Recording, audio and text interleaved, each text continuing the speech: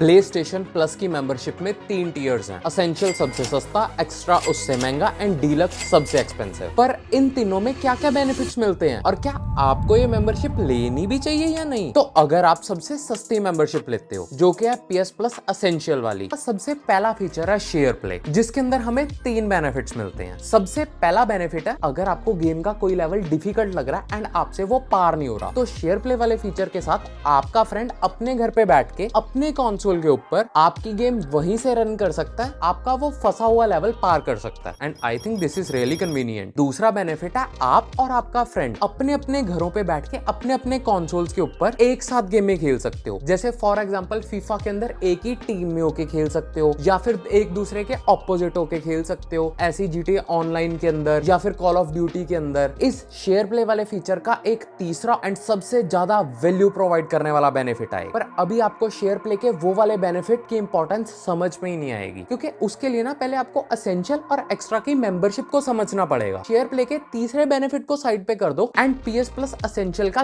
Game help वाला feature देखो। तो इन केस आप गेम के अंदर कहीं पे भी स्टक हो और आपसे कोई लेवल पार नहीं हो रहा, तो गेम में से आपके पास ऑप्शन आ जाएगी वीडियो प्ले की कि ये वाले लेवल को कैसे पार करना है, तो इससे काफी इजी हो जाएगा आई गेस। अगला फीचर है क्लाउड स्टोरेज का, जो आपका सेव्ड डाटा वगैरह होगा कंसोल का, वो अपने क्लाउड स्टोरेज के अंदर अपलोड कर सकते हो। इसके 2-3 बेनिफिट्स होंगे। पहली चीज, जो स्पेस होगी वो फ्री हो जाएगी। सेकंड बेनिफिट, अगर आपके पास PlayStation 4 है एंड आप 4 से 5 पे शिफ्ट करते हो, तो उस क्लाउड स्टोरेज की वजह से आपको बहुत ही इजी हो जाएगा अपना PS4 का डाटा 5 में शिफ्ट करना। अगला फीचर है ऑनलाइन मल्टीप्लेयर का, जैसे कि फीफा होगी, कॉल ऑफ ड्यूटी होगी, GTA ऑनलाइन होगी, ऐसी सी कोई भी गेम आपको खेलनी है ऑनलाइन, उसके लिए आपको कम से कम एसेंशियल की मेंबरशिप तो लेनी ही पड़ेगी। अगला फीचर है एक्सक्लूसिव पैक, जैसे वैलोरेंट, PUBG, ऐसी गेम्स होती है ना, तो इनके अंदर डिफरेंट स्किन्स, टोकन्स वगैरह पे काफी हैवी डिस्काउंट मिल जाता है या कई बारी तो फ्री में ही मिल जाती है। तो अब डिस्काउंट की बात हो रही है तो अगला फीचर है एक्सक्लूसिव डिस्काउंट का। फॉर एग्जांपल किसी गेम का प्राइस 4000 है, लेकिन अगर आपके पास सब्सक्रिप्शन है तो आपको वही सेम टू सेम गेम 4000 की नहीं 3500 की मिल जाएगी, 3000 की मिल जाएगी। तो आपको वो एक्सक्लूसिव डिस्काउंट दे रही है सोनी एक मेंबरशिप होल्डर होने के। एंड एसेंशियल में एक लास्ट चीज और मिलती है, वो है मंथली गेम्स। हर महीने 3 नई गेम्स आती हैं, वो कोई भी हो सकती हैं, कभी अच्छी भी होती हैं, कभी खराब भी होती हैं। अब वो जो 3 गेम्स आई, आपको वो तीनों गेम्स क्लेम करनी पड़ेंगी ताकि वो आपकी लाइब्रेरी में आ जाए। जैसे आप परचेज करते हो वैसे ही, बस आपको पैसे नहीं देने पड़ेंगे, तो वो गेम आपकी लाइब्रेरी में आ जाएगी और एक तरह से वो गेम आपकी ही बन गई है। बट आप उन क्लेम्ड गेम्स को सिर्फ और सिर्फ तब तक खेल सकते हो जब तक आप मेंबरशिप के पैसे भर रहे हो। अगर आप इन फ्यूचर मेंबरशिप को कैंसिल कर देते हो, तो ये वाली जो आपकी क्लेम्ड गेम्स हैं जो आपकी लाइब्रेरी के अंदर है, वो भी चलना बंद हो जाएंगी। तो ये था मंथली गेम्स का सीन। आपको इस टाइम पे यही लग रहा होगा ना कि भाई कितना कुछ मिल रहा है, बट एक चीज बताऊं, मेरे अकॉर्डिंग ये मेंबरशिप आपको बिल्कुल नहीं लेनी चाहिए। वो मैं आपको बाद में बता दूंगा क्यों। अभी आप सुनो आपको PlayStation एक्स्ट्रा के अंदर क्या क्या मिलता है। इसमें वो वाले सारे बेनिफिट्स तो मिलेंगे जो मैंने आपको PlayStation एसेंशियल के अंदर बताए, पर उसके अलावा इसमें 2 बेनिफिट्स और मिलते हैं, जिसमें से सबसे पहला फीचर है Ubisoft क्लासिक्स का। इस फीचर की वजह से आपको Ubisoft के बहुत अच्छे टाइटल्स, नए और पुराने, जैसे ब्लैक फ्लैग, वेलहाला, फार क्राई, सभी का एक्सेस मिल जाएगा। PlayStation एक्स्ट्रा का ना सबसे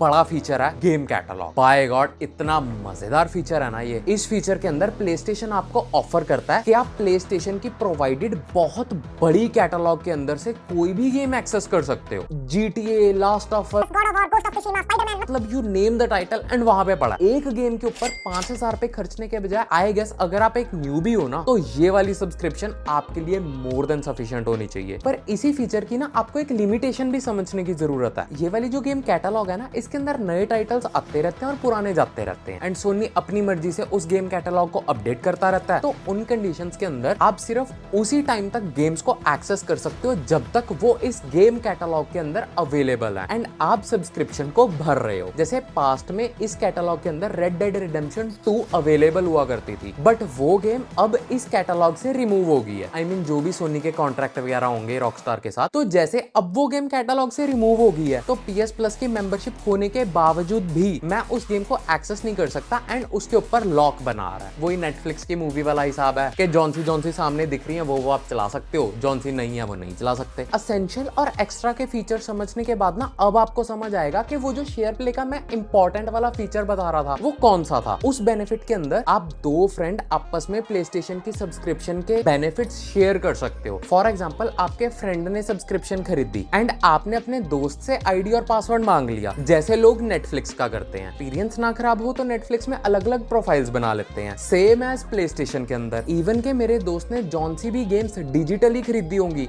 मैं उनको भी खेल सकता हूँ। जैसे मेरे फ्रेंड ने GTA 5 खरीदी हो डिजिटली एंड उसके पास ऑनलाइन वाला बंडल भी हो और उसने प्ले स्टेशन की मेंबरशिप भी खरीदी हो, तो सिर्फ और सिर्फ उसका अकाउंट अपने कंसोल पे लॉगिन करने के बाद मैं उसकी GTA 5 भी खेल सकता हूँ, GTA 5 का ऑनलाइन वेरिएंट भी खेल सकता हूँ, उसकी पूरी की पूरी गेम कैटलॉग का मैं एक्सेस ले सकता हूँ एंड जौन सी भी मैं ट्रॉफीज अर्न करूंगा वो मेरे अकाउंट पे ही बोलेंगी। तो इट मींस शेयर प्ले के फीचर की वजह से आप अपने फ्रेंड के साथ शेयरिंग कर सकते हो। पर क्वेश्चन तो अभी भी यहीं पे ही खड़ा है कि कौन सी वाली मेंबरशिप सबसे ज्यादा वैल्यू फॉर मनी है, एसेंशियल, एक्स्ट्रा या डीलक्स। तो अब आपको डीलक्स के फीचर्स बताता हूँ। डीलक्स के अंदर आपको एसेंशियल और एक्स्ट्रा के बेनिफिट्स तो मिलते ही मिलते हैं, उसके साथ आपको एक कैटलॉग और मिलती है जिसका नाम है क्लासिक कैटलॉग। इसके अंदर आपको PlayStation 1, PlayStation 2, PlayStation 3 ये वाली सारी गेम्स मिलती हैं एंड अगर आप कोई रेट्रो गेम्स वगैरह के शौकीन हो तो आप देख सकते हो। अगला फीचर है गेम्स ट्रायल का, जिसके अंदर कोई भी गेम अगर नहीं आई है, जैसे वूकोंग आई थी, तो आप गेम को खरीदने से पहले उसको 1-2 घंटा खेल के देख सकते हो और क्या आपको वो गेम खरीदनी चाहिए या नहीं खरीदनी चाहिए। आई फील अगर आप इंडिया में रह रहे हो तो डीलक्स वाली मेंबरशिप वेस्ट ऑफ मनी है, बट